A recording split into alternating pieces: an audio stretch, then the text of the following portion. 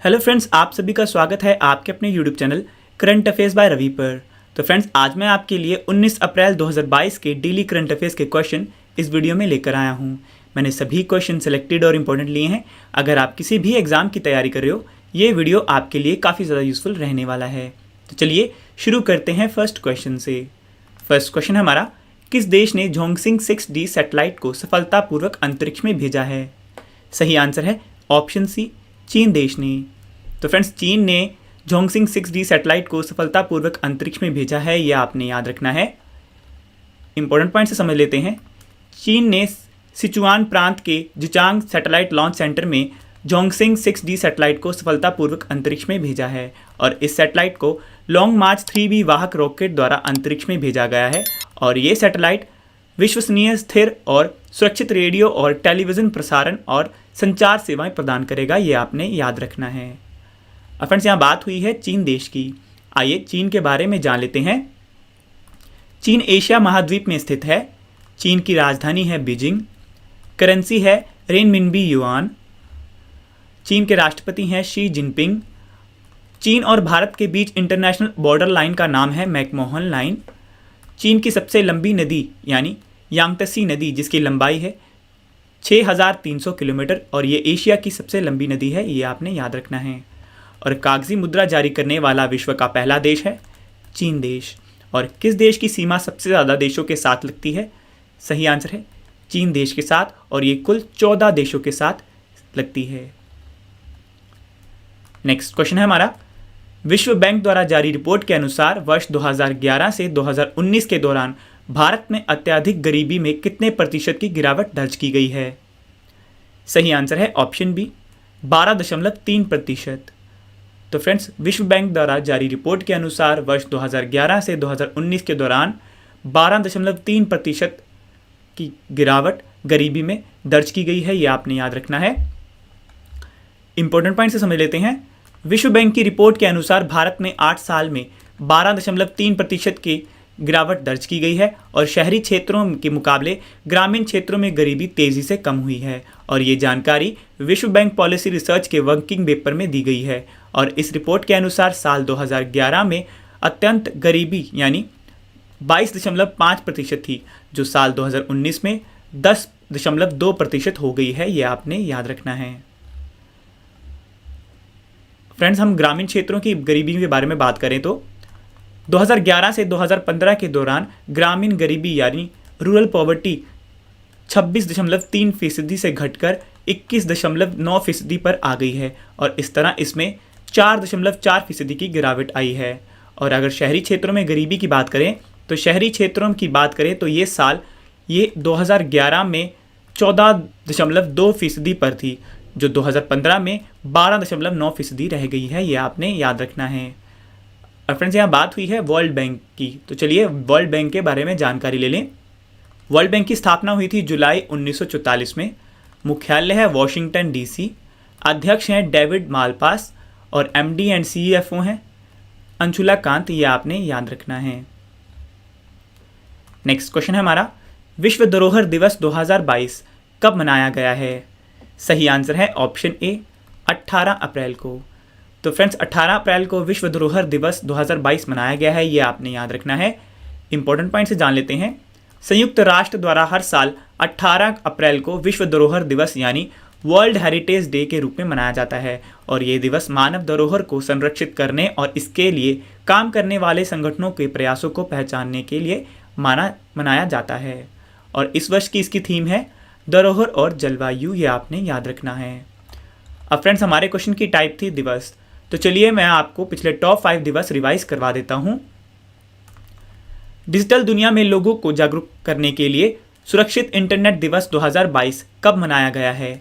सही आंसर है 8 फरवरी को और थीम है together for a better internet. Next है, अंतर्राष्ट्रीय मानव बंधुत्व दिवस 2022 कब मनाया गया है?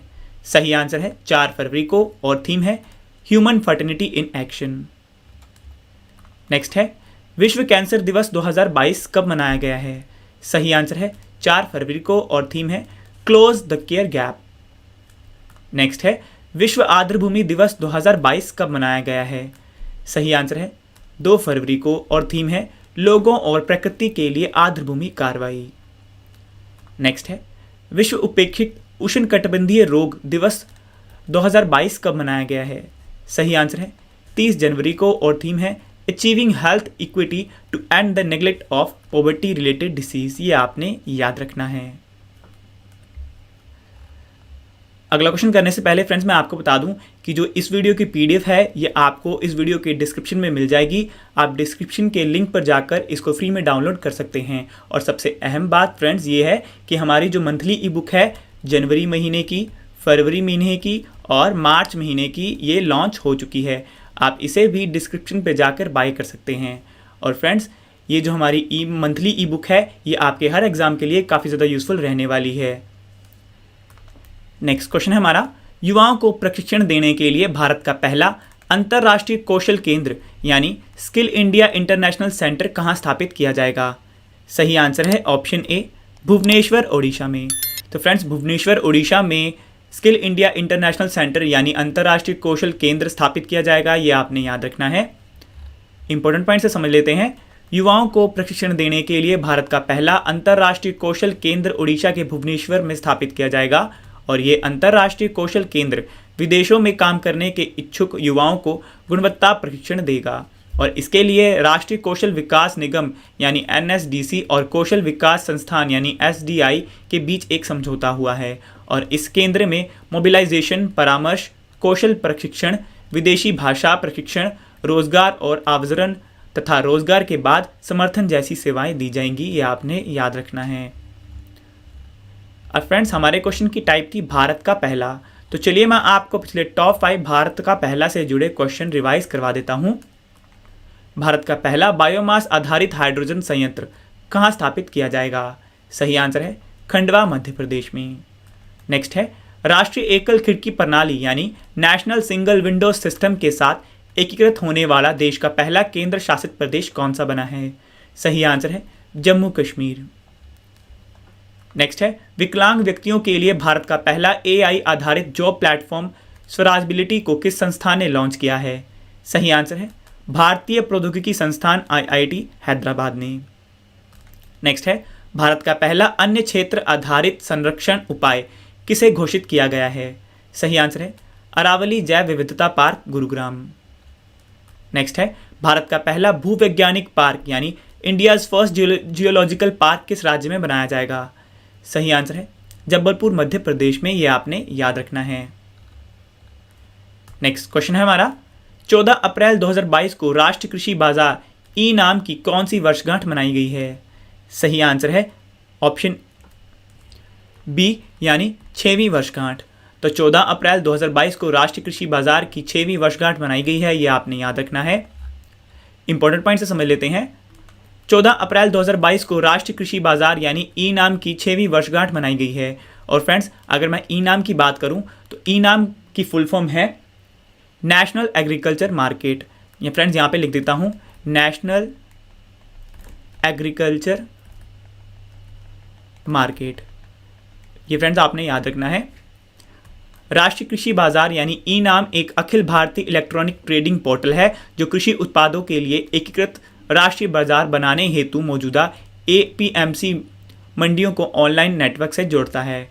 और किसान नाम प्लेटफॉर्म पर एक ऑनलाइन प्रतिस्पर्धी और पारदर्शी मूल्य खोज पद्धति के माध्यम से अपनी उपज बेच सकते हैं और जो उनके लिए अधिक विपणन संभावनाओं को प्रोत्साहित करता है। ये आपने याद रखना है। नेक्स्ट क्वेश्चन है हमारा डेनिश ओपन स्विमिंग 2022 में भारतीय खिलाड़ी साजन प्रकाश ने पुरुषों की 200 मीटर बटरफ्लाई स्पर्धा में कौन सा पदक जीता है? सही आंसर है ऑप्शन ए स्वर्ण पदक। तो फ्रेंड्स डेनिश ओपन स्विमिंग 2022 में भारतीय खिलाड़ी साजन प्रकाश ने पुरुषों की 200 मीटर बटरफ्लाई स्पर्धा में स्वर्ण पदक जीता है। यह आपने याद रखना है। इंपॉर्टेंट पॉइंट से समझ लेते हैं। डेनिश ओपन स्विमिंग 2022 में भारतीय खिलाड़ी साजन प्रकाश ने पुरुषों की 200 मीटर बटरफ्लाई स्पर्धा में स्वर्ण पदक जीता है। और साजन प्रकाश ने 1.59.27 सेकंड का समय निकालकर पोडियम में शीर्ष स्थान हासिल किया है। वहीं अभिनेता R माधवन के बेटे विधांत माधवन ने दानिश ओपन स्विमिंग चैंपियनशिप के पुरुष में 1500 मीटर फ्री स्टाइल स्पर्धा में भारत के लिए सिल्वर मेडल जीता है। और इसका आयोजन स्थल है कोपेनहेगन डेनमार्क, ये आपने याद रखना है। और फ्रेंड्स हमारे क्वेश्चन की टाइप थी खेल पुरस्कार। तो चलिए मैं आपको पिछले टॉप 5 खेल पुरस्कार विजेताओं के बारे में बता देता हूं। भारतीय महिला टीम ने जूनियर एशियन हैंडबॉल चैंपियनशिप 2022 में कौन सा पदक जीता है? सही आंसर है स्वर्ण पदक। नेक्स्ट है badminton tournament German open super 300 में भारतीय खिलाड़ी लक्ष्य सेन ने कौन सा पदक जीता है? सही आंसर है रजत पदक। नेक्स्ट है ISSF शूटिंग विश्व कप 2022 में भारतीय खिलाड़ी सौरभ चौधरी ने कौन सा पदक जीता है? सही आंसर है स्वर्ण पदक। नेक्स्ट है विश्व पैरा तीरंदाजी चैंपियनशिप 2022 के व्यक्तिगत वर्ग में रजत पदक जीतने वाली पहली खिलाड़ी भारतीय खिलाड़ी कौन बनी है? सही आंसर है पूजा जात्यान। नेक्स्ट है मास्को वुशु स्टार्स चैंपियनशिप 2022 के जूनियर टूर्नामेंट में भारतीय वुशु खिलाड़ी सादिया तारिक ने कौन सा पदक जीता है? सही आंसर है स्वर्ण पदक, ये आपने याद रखना है। नेक्स्ट क्वेश्चन है हमारा मौसमी प्रवासी कामगारों की आवाजाही को ट्रैक करने के लिए माइग्रेशन ट्रैकिंग सिस्टम यानी MTS एप्लीकेशन विकसित करने वाला भारत का पहला राज्य कौन सा बना है? सही आंसर है ऑप्शन ए महाराष्ट्र राज्य। तो फ्रेंड्स महाराष्ट्र राज्य मौसमी प्रवासी कामगारों की आवाजाही को ट्रैक करने के लिए माइग्रेशन ट्रैकिंग सिस्टम एप्लीकेशन विकसित करने वाला भारत का पहला राज्य बना है, ये आपने याद रखना है। इंपॉर्टेंट पॉइंट से समझ लेते हैं। महाराष्ट्र मौसमी प्रवासी कामगारों की आवाजाही को ट्रैक करने के लिए माइग्रेशन ट्रैकिंग सिस्टम एप्लीकेशन विकसित करने वाला भारत का पहला राज्य बना है और ये भारत में अपनी तरह की पहली परियोजना है। और MTS परियोजना की परिकल्पना प्रवासी लोग लाभार्थियों को टीकाकरण, पोषण आपूर्ति, स्वास्थ्य जांच आदि जैसी एकीकृत बाल विकास सेवाओं की निरंतरता को बनाए रखने के लिए की गई है, जिसमें स्तनपान कराने वाली माताएं, 18 वर्ष तक की आयु के बच्चे और पंजीकृत गर्भवती महिलाएं शामिल हैं, ये आपने याद रखना है। अब फ्रेंड्स हमारे क्वेश्चन की टाइप थी ऐप्स एंड पोर्टल्स। तो चलिए मैं आपको पिछले top 5 app and portals revise करवा देता हूं। किस राज्य के मुख्यमंत्री ने भ्रष्टाचार से संबंधित शिकायतों को सीधे अधिकारियों के पास दर्ज करवाने के लिए 1064 भ्रष्टाचार विरोधी मोबाइल ऐप को लॉन्च किया है? सही आंसर है उत्तराखंड राज्य के मुख्यमंत्री ने। नेक्स्ट है डिजिटल डिवीजन का विस्तार करने के लिए न्यू नामक सुपर ऐप को किस कंपनी द्वारा लॉन्च किया जाएगा? सही आंसर है टाटा समूह। नेक्स्ट है आपातकाल के दौरान जनता के लिए कावल उथवी ऐप को किसने लॉन्च किया है? सही आंसर है MK स्टालिन, जो कि तमिलनाडु के मुख्यमंत्री हैं। नेक्स्ट है किस राज्य के राजस्व विभाग ने भूमि सर्वेक्षण या भूमि विवरण प्राप्त करने के लिए एक दिशांक ऐप को लॉन्च किया है? सही आंसर है कर्नाटक राज्य ने। नेक्स्ट है महात्मा गांधी राष्ट्रीय ग्रामीण रोजगार गारंटी अधिनियम के लिए लोकपाल ऐप को किसने लॉन्च किया है? सही आंसर है गिरिराज सिंह, जो कि हमारे केंद्रीय ग्रामीण विकास मंत्री हैं, ये आपने याद रखना है। नेक्स्ट क्वेश्चन है हमारा दृष्टिबाधित लोगों के लिए भारत का पहला रेडियो चैनल रेडियो अक्ष को कहां लॉन्च किया गया है? सही आंसर है ऑप्शन सी नागपुर महाराष्ट्र में। तो फ्रेंड्स दृष्टिबाधित लोगों के लिए भारत का पहला रेडियो चैनल रेडियो अक्ष को नागपुर महाराष्ट्र में लॉन्च किया गया है, ये आपने याद रखना है। इंपॉर्टेंट पॉइंट से समझ लेते हैं। महाराष्ट्र के नागपुर शहर में दृष्टिबाधित लोगों के लिए भारत का पहला रेडियो चैनल रेडियो अक्ष को लॉन्च किया गया है और ये रेडियो चैनल नेत्रहीन लोगों की पहुंच शिक्षा संस्थानों और ऑडियो बुक के तहत सहज करने में मदद करेगा। साथ ही दृष्टिहीन लोगों को डिजिटल उपकरणों पर उपलब्धि कराई जा रही ऑडियो बुक का विकल्प भी देगा, ये आपने याद रखना है। नेक्स्ट क्वेश्चन है हमारा विश्व हीमोफीलिया दिवस 2022 कब मनाया गया है? सही आंसर है ऑप्शन सी 17 अप्रैल को। तो फ्रेंड्स 17 अप्रैल को विश्व हीमोफीलिया दिवस 2022 मनाया गया है, ये आपने याद रखना है। इंपॉर्टेंट पॉइंट से समझ लेते हैं। विश्व हीमोफीलिया दिवस हर साल 17 अप्रैल को मनाया जाता है और ये दिन हीमोफीलिया और अन्य रक्तस्राव विकारों के प्रति जागरूकता बढ़ाने के लिए मनाया जाता है, ये आपने याद रखना है। और इस वर्ष की इसकी थीम है एक्सेस फॉर ऑल, पार्टनरशिप, नीति प्रगति, अपनी सरकार को शामिल करना, विरासत में मिले रक्तस्राव विकारों को राष्ट्रीय नीति में एकीकृत करना। तो फ्रेंड्स अगर हीमोफीलिया की बात करें तो ये एक दुर्लभ विकार है जिसमें मानव रक्त में सामान्य रूप से थक्का नहीं जमता क्योंकि इसमें पर्याप्त रक्त थक्के प्रोटीन कारकों का अभाव होता है, ये आपने याद रखना है। नेक्स्ट क्वेश्चन हमारा, the boy who wrote constitution नामक पुस्तक के लेखक कौन हैं? सही आंसर है ऑप्शन डी, राजेश तलवार। तो friends, the boy who wrote constitution नामक पुस्तक के लेखक हैं राजेश तलवार, ये आपने याद रखना है। तो चलिए फ्रेंड्स, चलते हैं 19 अप्रैल 2022 के अन्य महत्वपूर्ण प्रश्नों की ओर, जो कि वन लाइनर फॉर्म में हैं। संयुक्त राष्ट्र द्वारा जारी रिपोर्ट के अनुसार यूक्रेन युद्ध से पहले कोविड-19 के कितने मिलियन लोगों को गरीबी ने डुबाया है? सही आंसर है 77 मिलियन। नेक्स्ट है, पूर्वोत्तर का सबसे ऊंचा यानी 165 फीट लंबा तिरंगा झंडा कहाँ फहराया जाएगा? सही आंसर है इंडियन नेशनल आर्मी मुख्यालय परिसर मणिपुर में। नेक्स्ट है, हाथी बचाओ दिवस 2022 कब मनाया गया है? सही आंसर है 16 अप्रैल को। नेक्स्ट है, प्रधानमंत्री नरेंद्र मोदी ने के पटेल सुपर स्पेशलिटी अस्पताल का अनावरण कहाँ किया है? सही आंसर है भुज, गुजरात में। नेक्स्ट है, 18 वर्षीय खिलाड़ी विश्व दीनदयाल सड़क दुर्घटना में निधन हो गया है, इनका संबंध किस खेल से था? सही आंसर है टेबल टेनिस, ये आपने याद रखना है। तो चलिए फ्रेंड्स, चलते हैं आज वाले प्रश्नों की रिवीजन्स की ओर। फर्स्ट है, किस देश ने जोंगसिंग 6D सैटेलाइट को सफलतापूर्वक अंतरिक्ष में भेजा है? सही आंसर है चीन देश ने। नेक्स्ट है, विश्व बैंक द्वारा जारी रिपोर्ट के अनुसार वर्ष 2011 से 2019 के दौरान भारत में अत्यधिक गरीबी में कितने प्रतिशत की गिरावट दर्ज की गई है? सही आंसर है 12.3%। नेक्स्ट है, विश्व धरोहर दिवस 2022 कब मनाया गया है? सही आंसर है 18 अप्रैल को। नेक्स्ट है, युवाओं को प्रशिक्षण देने के लिए भारत का पहला अंतर्राष्ट्रीय कौशल केंद्र यानी स्किल इंडिया इंटरनेशनल सेंटर कहाँ स्थापित किया जाएगा? सही आंसर है भुवनेश्वर, ओडिशा में। नेक्स्ट है, 14 अप्रैल 2022 को राष्ट्रीय कृषि बाजार यानी ई-नैम की कौन सी वर्षगांठ मनाई गई है? सही आंसर है 6वीं वर्षगांठ।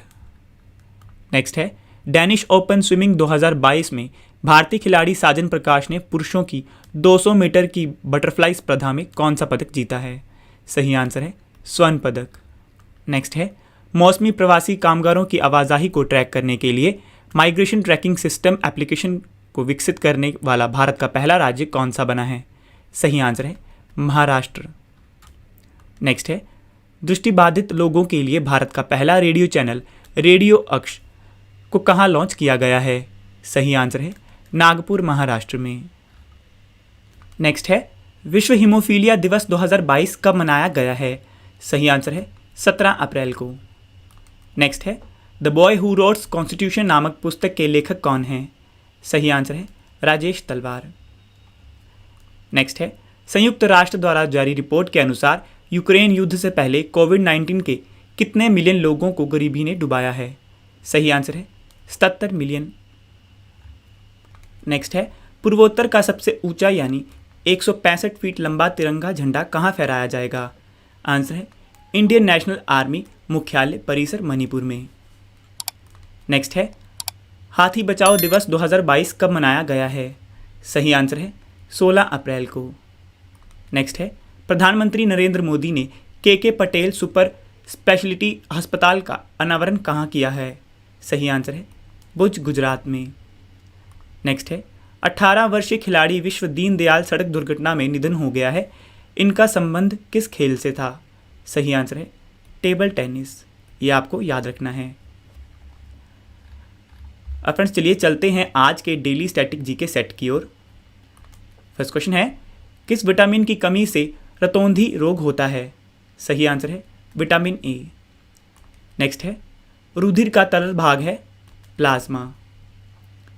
नेक्स्ट है, एलोरा के मंदिरों का निर्माण किन शासकों ने किया? सही आंसर है राष्ट्रकूट।